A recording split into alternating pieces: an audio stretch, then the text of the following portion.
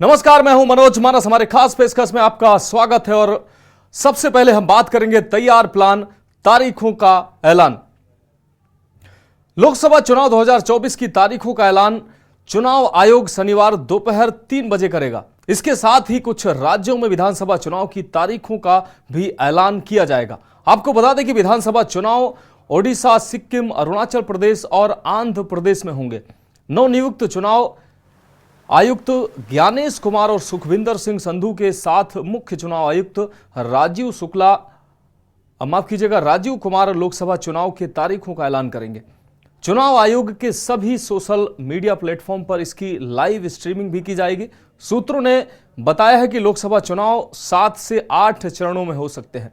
इससे पहले गुरुवार को नए चुनाव आयुक्तों की नियुक्ति के बाद आज इन्होंने अपना पदभार संभाल लिया है। Chief election commissioner Rajiv Kumar ने शुक्रवार सुबह दोनों चुनाव आयुक्तों ज्ञानेश कुमार और सुखवीर सिंह संधू का स्वागत किया है।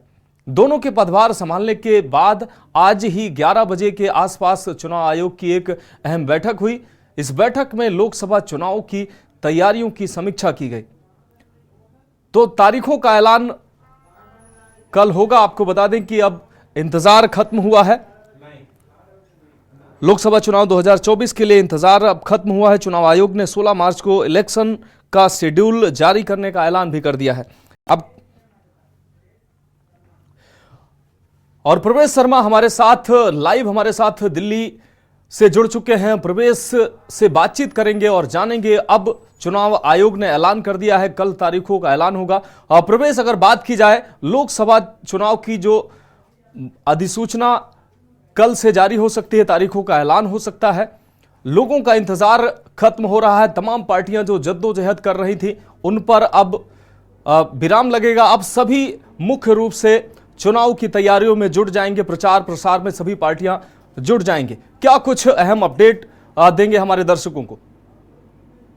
बिल्कुल, देखिए मैं आपको बता दूं कि देश में जो है लोकतंत्र का पर्व मनाने की तैयारी शुरू हो गई है। कल से चुनाव आयोग ने सीधे तौर पर मैं कहूँ 3 बजे के आसपास एक प्रेस कॉन्फ्रेंस करके लोकसभा चुनाव की तारीखों का ऐलान कर देगा। विशेष रूप से मैं बता दूं कि उत्तर प्रदेश के साथ साथ जो पूरे राज्य कई चरणों में चुनाव होने की बात सामने आ रही है। लगभग 7 चरणों में बताया जा रहा है कि ये पूरा जो लोकसभा का चुनाव है वो कंप्लीट किया जाएगा। लेकिन मैं आपको बता दूं कि आज सुबह लगभग 11 बजे के आसपास एक बैठक की गई, जिसमें 2 आयुक्त ज्ञानेश कुमार और सुखबीर सिंधु को जो है विशेष रूप से पदभार संभालने का एक छोटा सा कार्यक्रम किया गया। और उसके बाद कल का जो है सीधे तौर पर मैं बता दूं कि ऐलान कर दिया गया है कि लोकसभा तारीखों का चुनाव होगा। उसके साथ ही सबसे बड़ी बात है कि आचार संहिता लागू हो जाएगी। और इसके साथ साथ मैं आपको बता दूं कि विधानसभा के जो 4 राज्य है, अरुणाचल प्रदेश है, सिक्किम है, उन राज्यों की भी तारीखों का ऐलान होना है।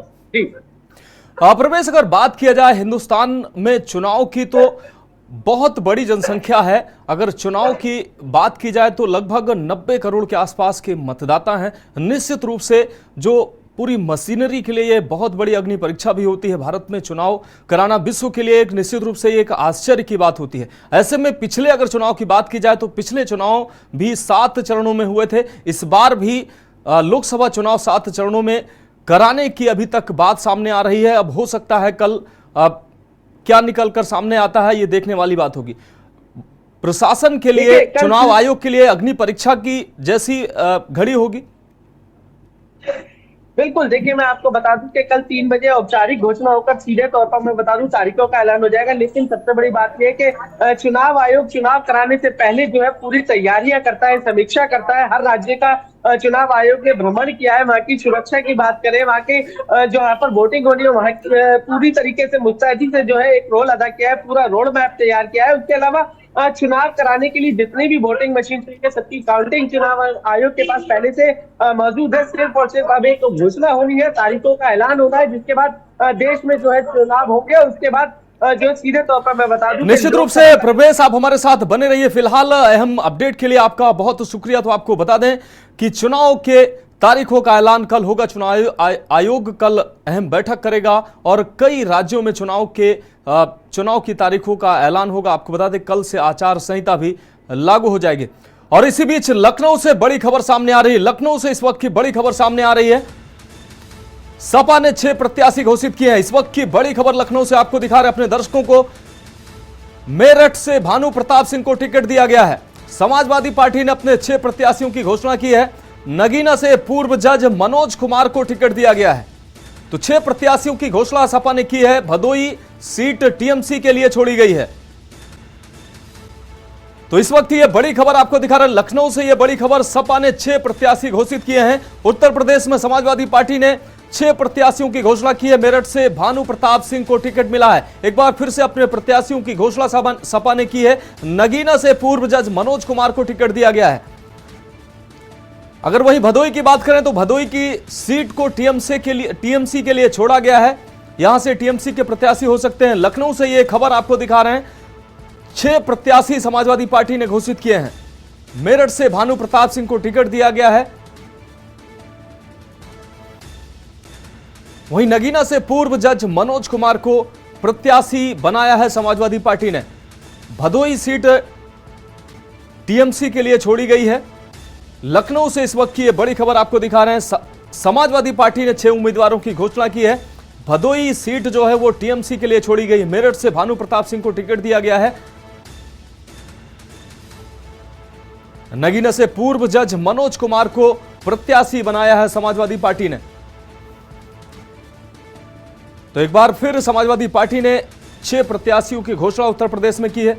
और कौशलेंद्र हमारे संवाददाता लखनऊ से ज्यादा जानकारी के लिए हमारे साथ जुड़ गए हैं। कौशलेंद्र, समाजवादी पार्टी ने 6 प्रत्याशियों की एक बार फिर से घोषणा की है। भदोई सीट जो है वो टीएमसी के लिए छोड़ी गई है। क्या कुछ अहम अपडेट है? जी बिल्कुल, देखिए आपको बताएं कि पश्चिमी यूपी के 6 प्रत्याशियों की घोषणा समाजवादी पार्टी ने 6 सीटों पे कर दी है।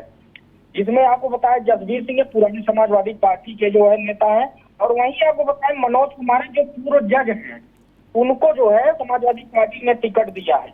विजेंद्र और जसबीर दोनों लोग आयातित नेता हैं दूसरे पार्टियों से, लेकिन क्योंकि क्षेत्र में इनकी पकड़ मजबूत थी, इनको टिकट दिया है। आपको सबसे महत्वपूर्ण आप बताएं कि अगर आप देखिए इस पूरे सिनेरियो को, तो जो कोलकाता वेस्ट बंगाल में जो गठबंधन की बात कांग्रेस और जो है तृणमूल कांग्रेस के साथ नहीं बन पा रही थी, वहीं देखिए समाजवादी पार्टी ने एक बहुत अच्छी चाल चली है, जिसमें भदोही की सीट जो है समाजवादी पार्टी ने अपनी तरफ से तृणमूल कांग्रेस यानी ममता बनर्जी को दे दिया है।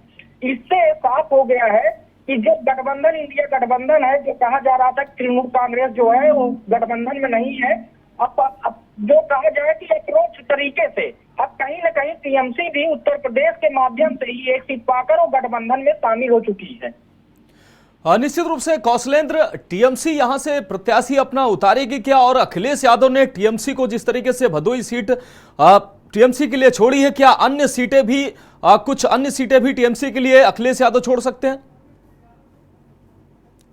जो राजनीतिक गलियारे में चर्चा है कि भारतीय जनता पार्टी अभी जो 51 प्रत्याशी अपने घोषणा की है, उनमें कुछ लोगों का भी टिकट कटने के चांस बढ़ रहे हैं।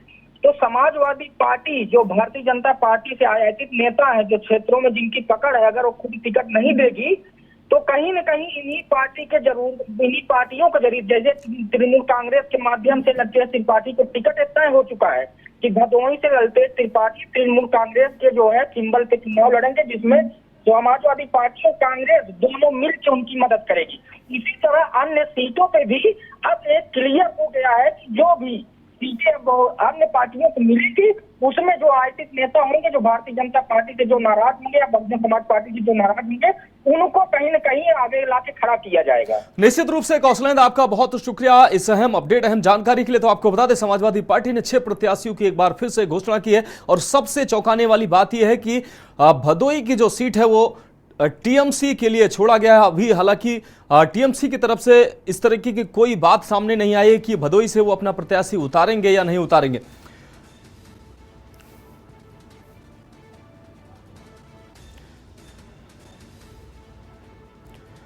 अब खबरों में आगे बढ़ते हैं और बात करेंगे इलेक्टोरल बॉन्ड और बड़ा फ्रॉड की। आपको बता दें कि लगातार तमाम राजनीतिक पार्टियां उत्तर प्रदेश में कांग्रेस के प्रदेश अध्यक्ष अजय राय ने आरोप लगाया है कि इलेक्टोरल बॉन्ड केंद्र का सबसे बड़ा घोटाला है। इसके कुछ हिस्से की जानकारी नहीं दी गई है। इसके माध्यम से केंद्र सरकार ने कंपनियों से चंदा लेकर उनको निजी फायदा दिया है। उनसे रिश्वत ली, मनी लॉन्ड्रिंग की और प्रवर्तन निदेशालय के डर से भी चंदा लिया गया है। उन्होंने कहा कि अभी भी 2018 से 2019 के कुछ हिस्से की जानकारी नहीं दी गई है। इसमें 95% पैसा भाजपा को गया है। अजय राय ने पीएम केयर फंड पर भी श्वेत पत्र जारी करने की मांग की है। तो अजय राय निश्चित रूप से बीजेपी पर मुखर होते नजर आए हैं। उन्होंने पीएम केयर फंड पर भी सवालिया निशान लगाए हैं।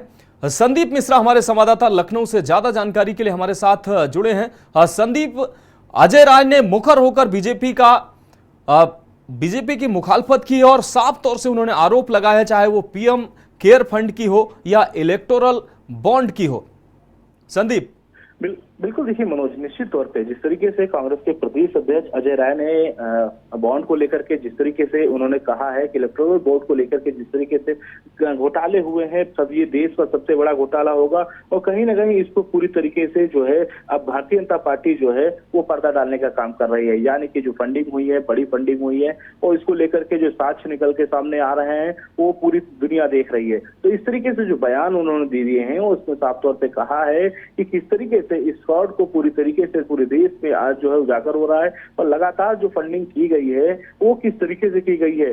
कहीं न कहीं केयर फंड में भी सवाल उठाए हैं उन्होंने और इसके साथ ही साथ में कई ऐसे बिंदु थे जिन बिंदुओं को लेकर के उन्होंने आज इस विषय पर चर्चा की। यानी कि साफ है कि आने वाले समय में कांग्रेस इसको करके एक बड़ा प्रदर्शन, बड़ा आंदोलन करती हुई दिखाई देगी, क्योंकि जिस तरीके से चाहे दिल्ली हो या फिर उत्तर प्रदेश की सरकार उत्तर प्रदेश पे हो, तो निश्चित तौर पे हर जगह पे जो है इस मुद्दे को लेकर कांग्रेस पार्टी उठाना चाह रही है, क्योंकि लोकसभा चुनाव के नजदीक है। तो कहीं ना कहीं इस मुद्दे पे पूरी तरीके से कांग्रेस जो है छाप छोड़ना चाहती है। निश्चित रूप से संदीप, अगर बात की जाए इलेक्टोरल बॉन्ड की, सभी पार्टियों को इलेक्टोरल बॉन्ड के माध्यम से चंदा मिला है, लेकिन अगर कांग्रेस की बात की जाए तो कांग्रेस पहले से ही प्रधानमंत्री के माध्यम से, प्रधानमंत्री पर तो हमलावर पहले से ही बनी हुई थी। अब इलेक्टोरल बॉन्ड के नाम पर बीजेपी पर सीधा तौर पर निशाना साध रहे हैं कांग्रेस के नेता, हालांकि जबकि चंदा सभी पार्टियों ने इलेक्टोरल बॉन्ड के नाम पे लिया है।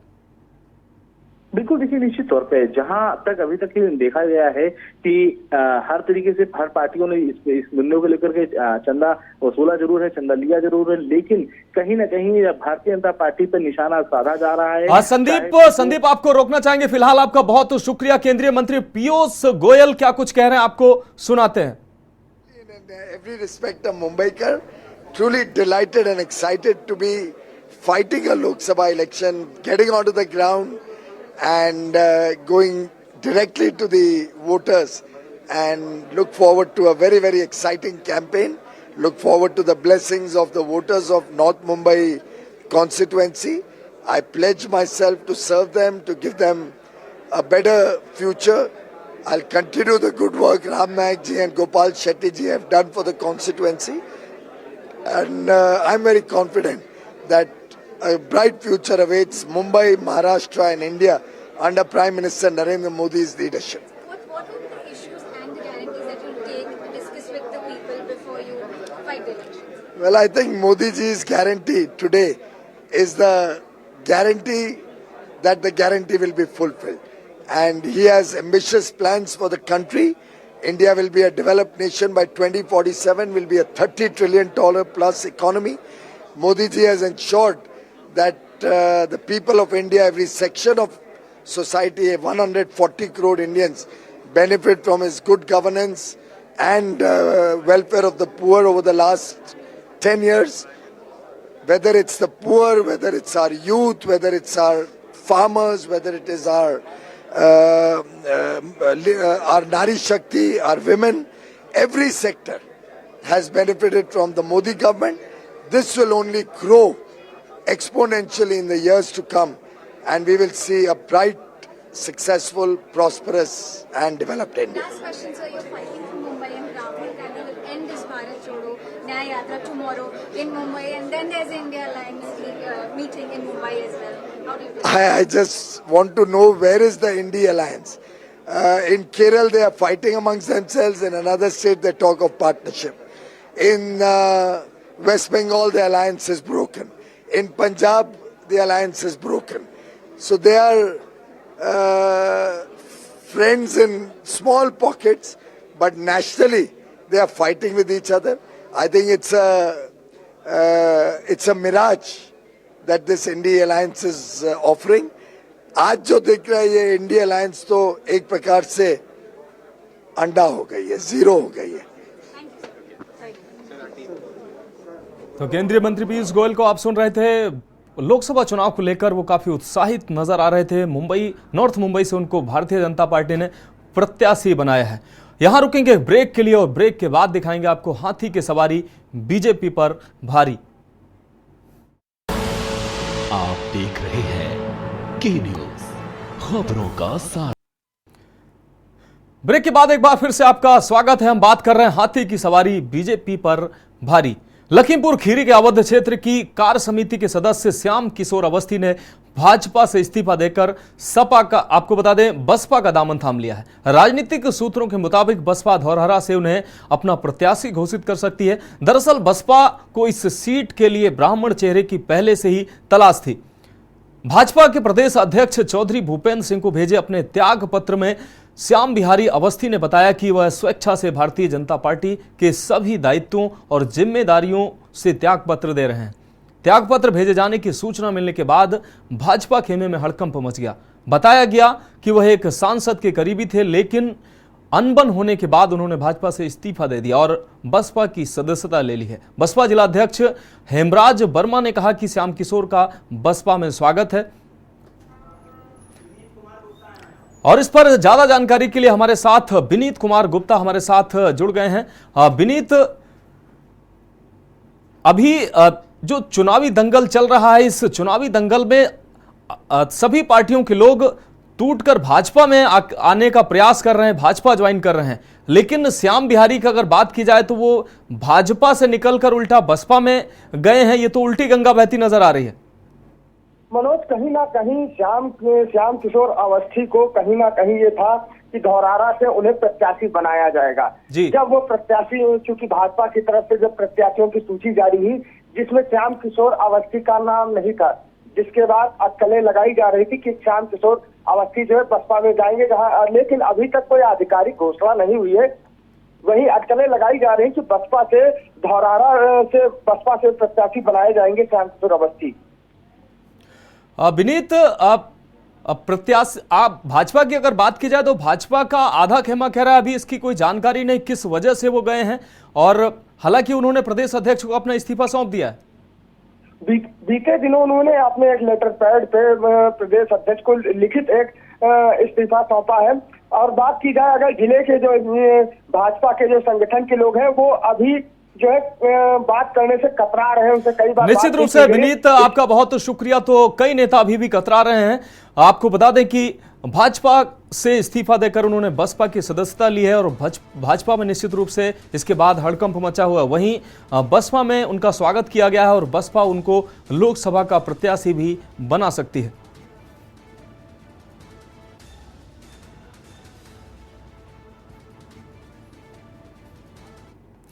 अब हम बात करेंगे आधी आबादी पर दारोमदार। हिमाचल में होने जा रहे लोकसभा चुनाव में इस बार प्रदेश के 17 विधानसभा क्षेत्रों में प्रत्याशियों की जीत की चाबी महिलाओं के हाथ में रहेगी। संसदीय क्षेत्र हमीरपुर के 8, मंडी के 6 और कांगड़ा के 2 और शिमला संसदीय क्षेत्र के 1 विधानसभा क्षेत्र में पुरुषों के मुकाबले महिला मतदाताओं की संख्या अधिक है। प्रदेश के 11 ऐसे विधानसभा क्षेत्र हैं जहां पुरुष मतदाताओं की संख्या महिलाओं की संख्या से 50 से 500 तक अधिक है। चारों संसदीय क्षेत्रों में 17 विधानसभा क्षेत्र आते हैं। वर्तमान में हिमाचल प्रदेश के कुल मतदाताओं की अगर बात करें तो राज्य में इनकी संख्या 55,68,171 है। इनमें महिला मतदाताओं की संख्या 27,55,160 है, जबकि पुरुष मतदाताओं की संख्या 28,12,976 है। तो इस बार पुरुषों के मुकाबले महिलाएं निर्णायक भूमिका में रहेंगी।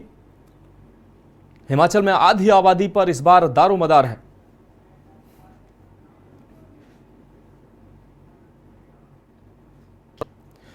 अब हम बात करेंगे चुनाव जुनून और कैंपेन की। लोकसभा चुनाव से पहले केरल के कोझीकोड में रहने वाली नीतू और सिनी सार्वजनिक दीवारों पर पार्टी की तस्वीरें और नारों से रंगने में व्यस्त दिख रही हैं। ये दोनों महिलाएं एलडीएफ यानी लेफ्ट डेमोक्रेटिक फ्रंट की समर्थक हैं। शहर की लगभग हर दीवार पर इनकी कलाकारी देखी जा सकती है। देखिए हमारी रिपोर्ट। लोकसभा चुनावों से पहले केरल के कोझिकोड में रहने वाली नीतू और सिनी सार्वजनिक दीवारों को पार्टी सिंबल की तस्वीरों और नारों से रंगने में व्यस्त दिख रही हैं। ये दोनों महिलाएं एलडीएफ यानी लेफ्ट डेमोक्रेटिक फ्रंट की समर्थक हैं। शहर की लगभग हर दीवार पर उनकी कलाकारी देखी जा सकती है। I'm not into this profession, but I like painting and wall painting, and especially working with the party. So I'm helping booth number 77 for doing the promotional activities of the LDF party. And basically, when I was in the college, I do go for SFI paintings and everything. And I feel it as a good opportunity to help up with the parties coming up elections. നമ്മുടെ ഈ മേഖലയിൽ സ്ത്രീകളാണ് കൂടുതലായിട്ട് party work ചെയ്യാറ്. ബൂത്തിൽ സ്ത്രീകളും പുരുഷന്മാരും സമത്വത്തോടു കൂടിയാണ് ഈ ഇവിടുത്തെ വർക്കെല്ലാം ചെയ്യാറ്. മേഖലയുടെ ഏത് ഭാഗത്ത് വിളിച്ചാലും ഞങ്ങൾ എല്ലാവരും സഹായിക്കാറുണ്ട് പോകാറുണ്ട്.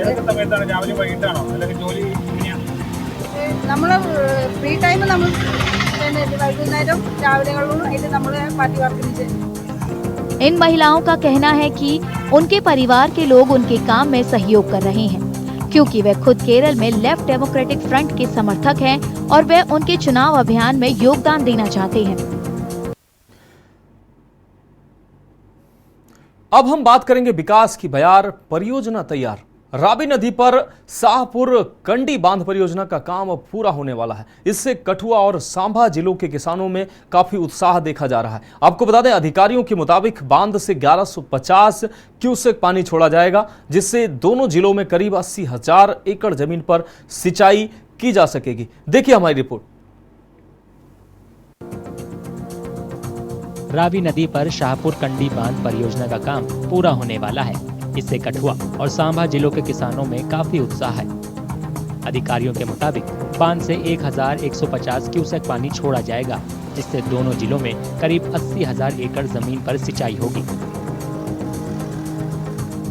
हमें पता है कि किसान आज की डेट में कितना खुश है, वो कितना खुशहाल अपने आप को महसूस कर रहा है मौजूदा गवर्नमेंट की पॉलिसी को लेकर, कि उनको भी ये लगा कि जो फसलें वहाँ पे कंडी में नहीं लगती थी, आज इस प्रोजेक्ट की पूर्ण होने की वजह से वो फसल सब किसान लग जाते हैं। हजारों एकड़ जो केनाल वहाँ पे लैंड है वो अनफर्टिलाइज्ड, उसकी उपजाऊ लैंड नहीं थी। किसकी वजह से? पानी की वजह से। आज वो पानी सब लोगों को मिलेगा, एक तो लैंड फर्टिलाइज्ड होगी, लोगों की इकोनॉमी बूस्ट होगी, लोगों का जो सोर्स ऑफ इनकम वो भी बढ़ेगा। बांध का काम पूरा होने वाला है। बांध में पानी का जमाव भी शुरू हो गया है। अधिकारियों की योजना के मुताबिक मई जून तक काम पूरा हो जाएगा। After the commissioning of Shahpur Kandi dam क्या होगा कि जो पानी मिलेगा वो थ्रू ग्रेविटी मिलेगा। ग्रेविटी से पानी की कोई कमी नहीं होगी। जितना भी इंडेंट जे.एंड.के साइड से होगा पूरा पानी रिलीज किया जाएगा from Punjab side, from Shahpur Kandi dam. तो इससे होगा पूरी इरिगेशन होगी और जो प्रोडक्टिविटी होगी क्रॉप की वो भी फुल होगी, इंक्रीज प्रोडक्टिविटी होगी। इस परियोजना से ये भी तय होगा कि ज्यादा पानी बहकर पाकिस्तान न जाए।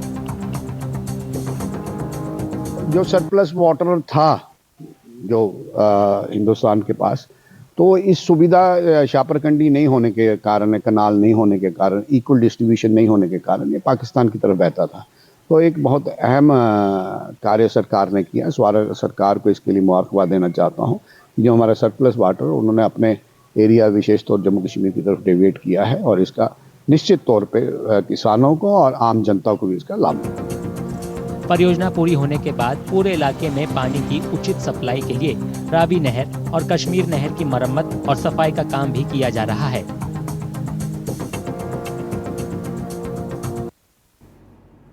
तो हमारी खास पेशकश में अभी के लिए इतना ही। मुझे दीजिए इजाजत और आप देखते रहिए के न्यूज इंडिया। आप देख रहे हैं के न्यूज, खबरों का सारथी।